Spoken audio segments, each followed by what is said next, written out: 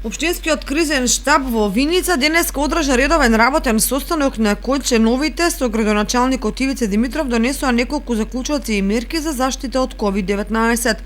На состанокот градоначалникот Ивица Димитров согласно членот 35 од Законот за заштита и спасување назначи одговорно лице за заштита и спасување и да се интензивира спроведувањето на оперативните планови на единицата за локална самоуправа за справување со COVID-19.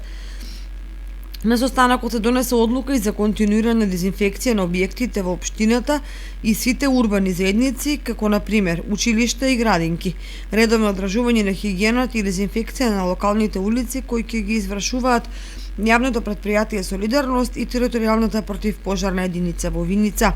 Детските игралишта да се затворат со видни обележување за забрана за нивно користење. Континуирано да се спроведува дезинфекција пред маркетите, аптеките, поштите, банките и пазарите, како и пред сите фреквентни локации во општина Виница.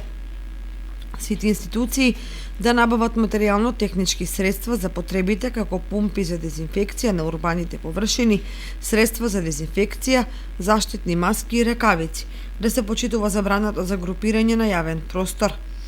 Инаку, до вчерашната статистика, во општина Виница се регистрирани 73 активни пациенти заразени со COVID-19.